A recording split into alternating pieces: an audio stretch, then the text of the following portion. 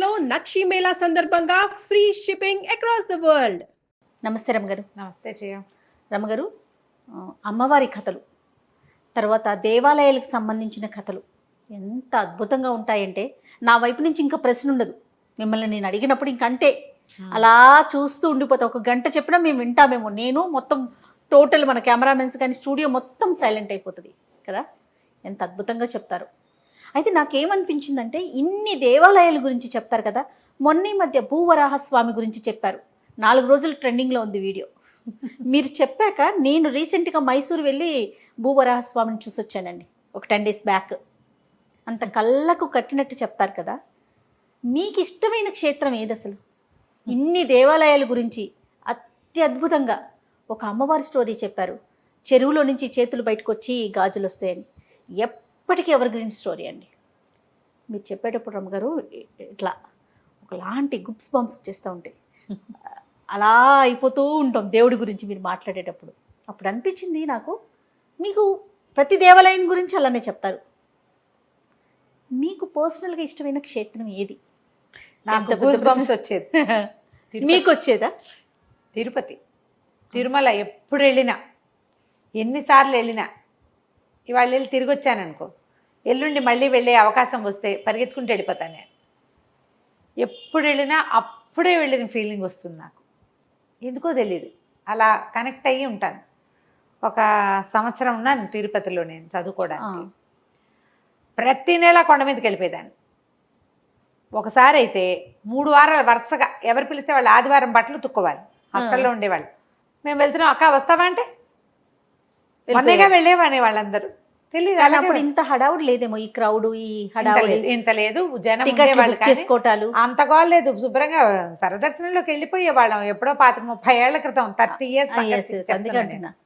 ఈ వారం ఒక మలయాళీస్, కన్నడ పిల్లలు, మగ పిల్లలు చాలా మంది వెళ్తుంటే అక్క వస్తావా అంటే వాళ్ళతో పాటు పోయేదాన్ని.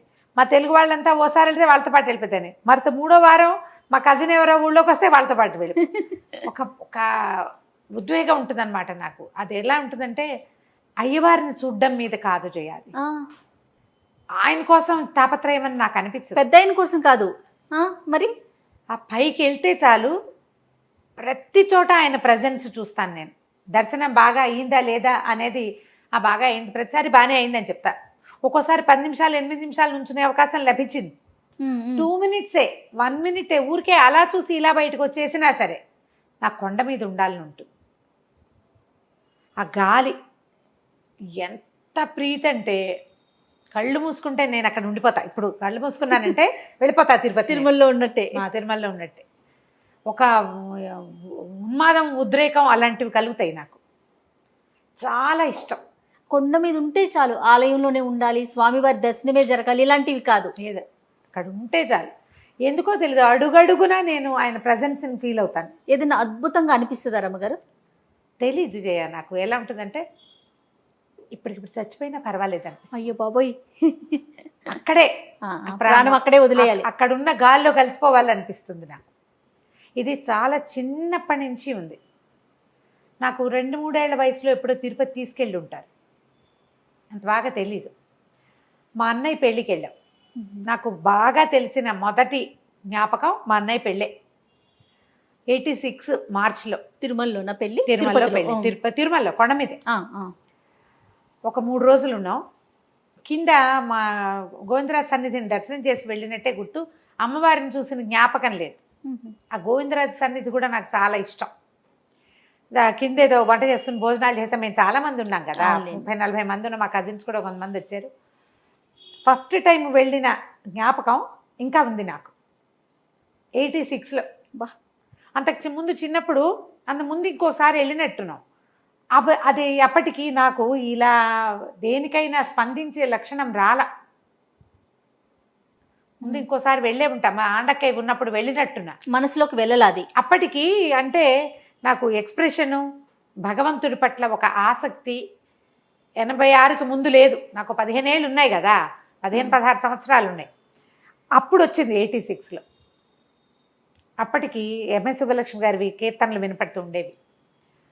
శోభారాజు గారు కూడా పాడడం మొదలెట్టినట్టు కీర్తనలు వినపడుతూ ఉండేవి. కొండంతా ఏ పక్కకి వెళ్ళినా అలా సంగీతం, కొండ గాలి, ఆ మొదటిసారి ఫస్ట్ టైం దర్శనం చాలా బాగా అయింది. 2 సార్లు 3 సార్లు చేసాం మేము ఉన్న 3 రోజులు. ఇక అది ఎలా ఉండిపోయిందంటే నేను నిద్రలో కూడా అప్పుడప్పుడు అలా కలొస్తుంది. నేను ఆ మెట్లు ఎక్కినది, అక్కడ నడిచింది, ఒక కొండ సంపెంగి చెట్టు కింద కూర్చున్నది నాకు ఇంకా జ్ఞాపకం ఉన్నాయి. అలా ఎలా పట్టేశాడో అయ్యవారు నన్ను తెలీదు. నాకు ఎన్ని గుళ్ళకి వెళ్ళినా ఎన్ని చోట్లైనా నేను ఇలాంటి ఫీల్ ఉంటుంది, కానీ మళ్ళీ వెళ్ళిపోవాలన్న వెంపర్లాట మాత్రం ఉండదు. ఇంకోసారి వెళ్దాం అనిపిస్తుంది. సుమారుగా ఎన్నిసార్లు వెళ్ళుంటారు ఇప్పటికి? చాలాసార్లే వెళ్ళాను జయ. మధ్యలో ఒక 10-12 సంవత్సరాలు 10 ఏళ్ల పాటు అసలు వెళ్ళలా నేను. 10 ఏళ్ళు ఇంచుమించుగా మేము 94లో వెళ్ళాం. 94 తర్వాత మళ్ళీ ఎప్పుడు వెళ్ళాం, మళ్ళీ 98లో మళ్ళీ వెళ్ళాం. అక్కడ ఒక 4 ఏళ్ళు గ్యాప్ వచ్చిందా, మధ్యలో ఇంకా వెళ్ళాలి. 98 తర్వాత మళ్ళా ఇంచుమించు 2006 దాకా నేను వెళ్ళాల. ఎన్ని సంవత్సరాల గ్యాప్ ఉంది, అయినా కూడా ప్రతి అణువు నాకు తెలుసు. నేను అలా కనెక్ట్ అవుతాను తిరుమలకి. అక్కడ ఎక్కడైనా లోకల్గా అప్పుడు పైన చాలా చూడవలసిన ప్రదేశాలు ఉంటాయి కదండి, ఎప్పుడు వెళ్ళరా? నేను ఆ శిలాతోరణం మా ఫ్రెండ్స్ అంతా పోయారు, నాకు అక్కర్లా, ఎక్కడో చోట ఏదో చెట్టు కింద కూర్చుంటే చాలా. అస్సలు తుంబుడు తీర్థాలు అవన్నీ తెలుసు నాకు, కానీ నేను ఎక్కడికి వెళ్ళాలని ఉండదు నాకు. అవి చూద్దాం, ఇవి చూద్దాం, ఏదైనా చూద్దాం చూపు లేదు. ఎక్కడో చోట అలా గాలి పీలుస్తూ అక్కడ ఉండాలనిపిస్తుంది. నేను ఇలాగా ఇది నాకు తెలుసు అనే భావన నాకు మళ్ళీ మధురైలోనే కలిగింది. మధురైలోనే ఆ నేల నాకు తెలుసు అనిపించింది నాకు. కానీ మధురై వెళ్ళిపోదామని లేదు మనసు, తిరుమలకి మాత్రం ఉంటుంది. ఎంతసేపు ట్రై చేస్తాను నేను తిరుమలకి వెళ్ళిపోవడానికి. అవకాశం ఉన్నప్పుడల్లా అంటుంటా, మొన్నగా వెళ్ళామంటారు మా వాళ్ళు. అయినా సరే నాకు వెళ్ళిపోదామనే ఉంటుంది. ఏదైనా అవకాశం దొరికితే మానేయటానికి మానను. ఇంకా నేను మానబుద్ధి కాదు. ఎందుకు అలాంటి ఆ కొండ మీద నాకు అలా ఉందో నాకు తెలీదు. నేను అనుకుంటాను నా గత జన్మల్లో కొన్ని జన్మలు నేను అక్కడ గడిపుంటాను. ఆ వాసన నన్ను వదిలిపెట్టదు అసలు. ఆ కొండ వాసన మనసును వదలదన్నమాట. బాగా దుఃఖంగా ఉన్నప్పుడు నేను లాగుతుంది నన్ను. ఎక్కువ దుఃఖము విసగట తోచనప్పుడు తిరుపతి వెళ్ళిపోదాం అనిపించేస్తుంది నాకు. నేను వెళ్ళలేను. ఈ మొన్న సంసార జంజాటం నన్ను వెళ్ళనివ్వదు. మా ఇంట్లో ఎవరు రామంటారు, కానీ నాకు అనిపిస్తుంది. మా విద్యక్కయ్య కూడా ఇలాగ ఎప్పుడు తిరుపతి వెళ్ళిపోవాలంటుంది. మొన్నే వెళ్ళొస్తుంది, మళ్ళీ వెళ్ళిపోతుంది. విద్యక్కయ్య కూడా అలాంటిది ఉంది. నాకైతే మా అక్కయ్యకి దర్శనం స్వామివారి ఈసారి దర్శనం బాగా అవ్వలేదు. నేను శ్రీవాణి టికెట్ తీసేదానికి, శ్రీవాణి వేస్ట్, నువ్వు 10,000 పెట్టి టికెట్ తీసావు, నాకేం దర్శనం బాగా అవ్వలేదు, అది వద్దు, ఇంకో రకం చూడంటుంది. ఇప్పుడు నాకు అసలు దర్శనం కోలే లేదు.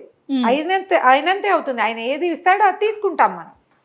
మనకు కావాల్సింది ఏంటంటే ఆయనతో పాటు మనం కూడా అక్కడ ఉండటం. అంతే, ఆ కొండ మీద ఉండటమే కావాలి మీకు. అంతే కావాలి. మీరు ఆలోచించండి, మీ క్షేత్రం ఏది? ఎస్, డెఫినెట్గా మనం ఎక్కడికి కనెక్ట్ అవుతున్నాం. పూజ లేదు ఇందులో, పూజ లేదు, స్తోత్రం లేదు, దర్శనం కాదు, స్పర్శ. మనం భగవంతుడితోటి ఎక్కడ అనుసంధానం చేయబడతాము ఆలోచిస్తే ప్రతి ఒక్కరికి ఉంటుంది కదా రమ్మగారు. ఖచ్చితంగా ఉంటుంది. ఖచ్చితంగా మీ మనసు దేని మీదకి లాగుతోంది.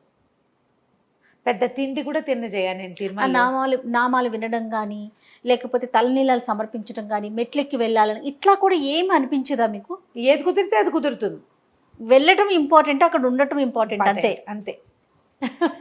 చాలా బాగుందండి. అంటే ఇప్పుడు నీ లోపలి ప్రశ్న నీకు ఎప్పుడు కలుగుతుంది జయ?